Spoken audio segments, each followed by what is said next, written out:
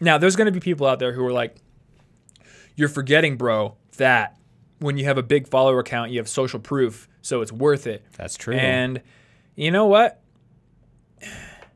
You have a point to a degree, but I think that's a really cynical point, and it shows that you have a lack of patience and that you aren't putting the priority on making good work and doing some of the more authentic things that we're going to talk about here, making real connections with people. At the end of the day, your follower count is the least important component of social media. It's the actual connections, interactions you have that matter.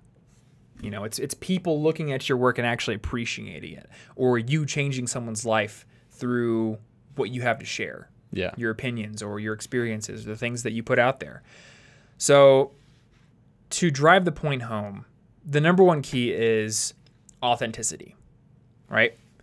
You want to build your social media following the exact same way that a speaker would build their following or a comedian would build their following. You bring something to the table that people want to follow.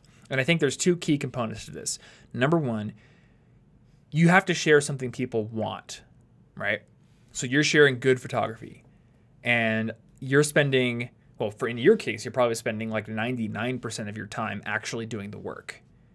This is true. I didn't even turn on an Instagram business account because I thought the analytics would distract me from the work. Yeah. So, we could talk about the business accounts, but that could easily be worth it, though. I'm not discounting the value of the analytics. Yeah. And when you read advice on this, you're probably going to see things like the 80-20 principle thrown around. Spend 80% of your time on content creation and 20% of your time on promotion.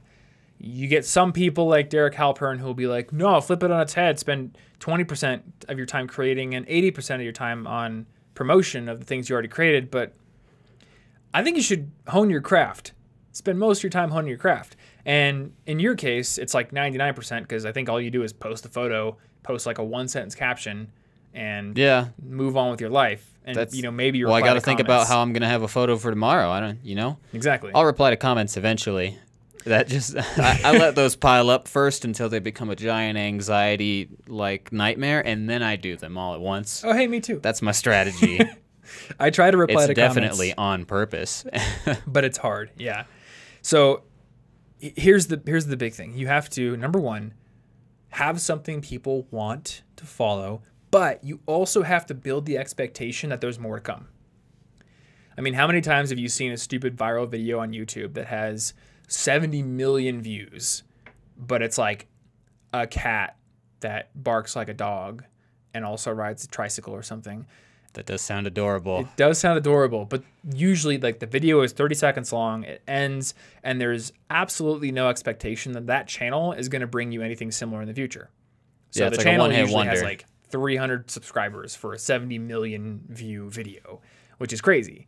Meanwhile, my videos get, 100K, but I have 1.1 million subscribers because I say, hey, there's going to be new videos every week on these topics that you guys care about. If you liked this, then you should probably subscribe because there's going to be more. Yeah. So you have to somehow build the expectation that there's going to be more on a consistent basis.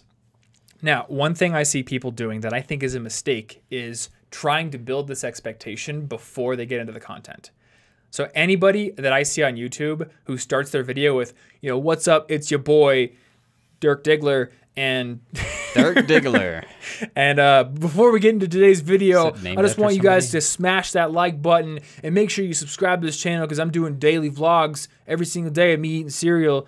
Like, don't ask for people to do something before you've delivered the value. Always ask for the subscription or the follow or whatever it is afterwards. You need to give, and then ask later. It's like Gary Vee's jab, jab, jab, right hook concept. You need to be giving something with no expectation of anything in return for quite a while. And then at the end, once you've built up the trust and you've built up maybe some reciprocity in the audience, then ask for something. And at first, it should be something that is just going to continue to deliver to the audience. So asking for a subscription doesn't cost the audience member anything, and it's giving them something. It's like, hey, you're going to get something every single week from now on as long as you subscribe or follow me or whatever. You're not asking for a sale. Yeah. I don't think you should ask for a sale for quite a while. You want to build up trust first. So those are the two big things. Good content on a consistent basis and building the expectation in the eyes of your audience that more is on the way. You have to communicate that. but don't communicate it up front. Otherwise, you look desperate.